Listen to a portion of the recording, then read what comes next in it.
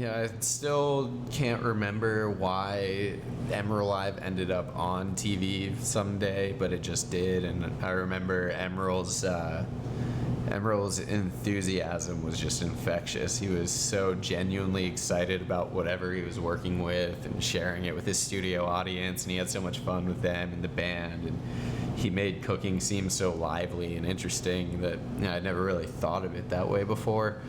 And I wanted to learn more about it, and that was when I approached Alon Belchan from Alon's about allowing me to come shadow his chef for a day or two and just kind of see what it was like in a regular, functional restaurant. And I was 15 at the time, and I just kind of kept getting put on the schedule and kept coming back. And eventually Alon was like, when you're old enough, you can sign paperwork and be a real employee. It's like, and that was it. And I just worked every Saturday and Sunday. My whole junior year of high school, I went and worked on the weekends in a restaurant instead of, going doing whatever else. I was like on the schedule and responsible for coming in and working my shifts. This little QB action.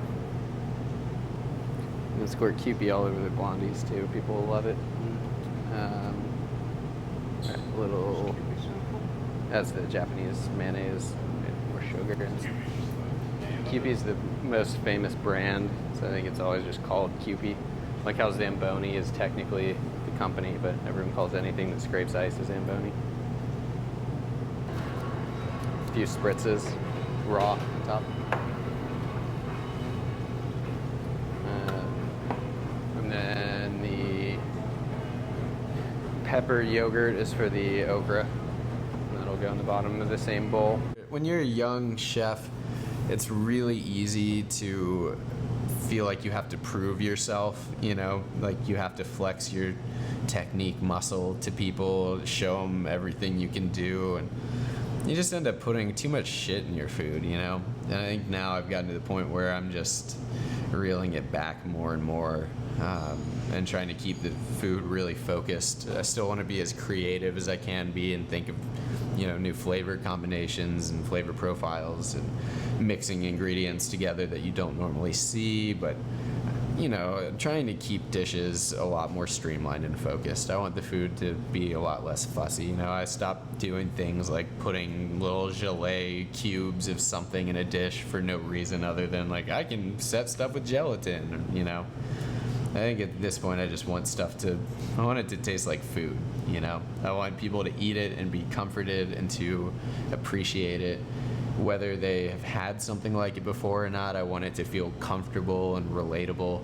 And mostly I don't want people to notice how much work went into the food, because I put a ton of work into the prep. Everything has, a lot of the vegetables have multiple preparations on each dish. And, there's usually a few different little sauces on the plate, a puree, the skins from the eggplant or something on top of the main sauce, just for color contrast. But I don't want it to seem that way. I want the food to not seem like it was difficult to put together. I want it to seem effortless and like it's very simple. And then it'll just kind of be our little secret that we hide from the customers that it was actually a huge pain in the ass to make.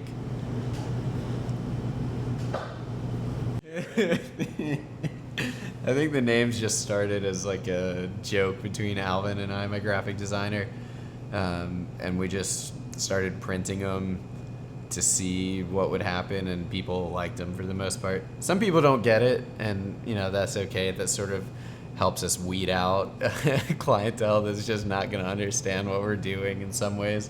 It's like, I don't get it. Is it okra or Oprah? I'm just like, you know what? It's Oprah Winfrey. It's a joke.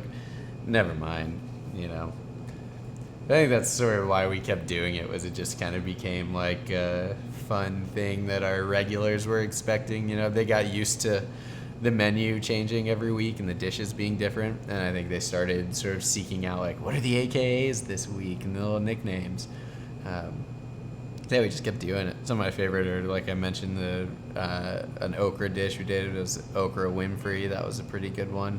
And really liked Sophie's Choi's for a bok choy dish. That was a tasteful one that we did.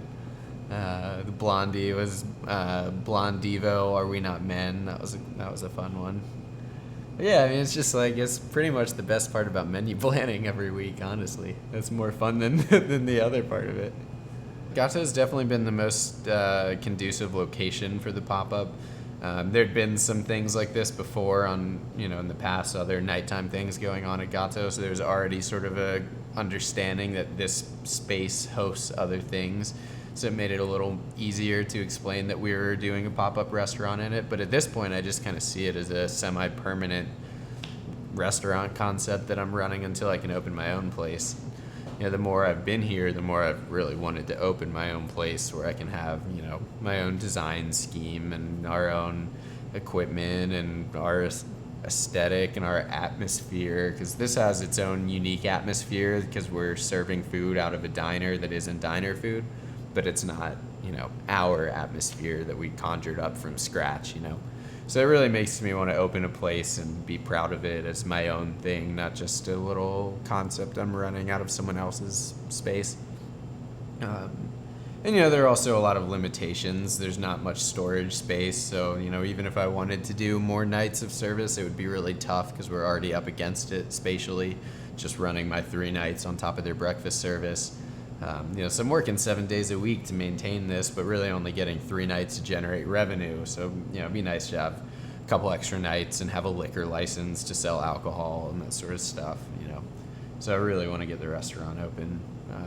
But at the same time, Nick, the owner here, has been really great to me and, allows me a lot of freedom within the space we exist in, kind of pretty easygoing way. And, everything's sort of taken care of as it should be when problems arise, and it gives me a place to build attention, get some buzz, get press, make a name for myself so that we have something going towards our own restaurant when we open it.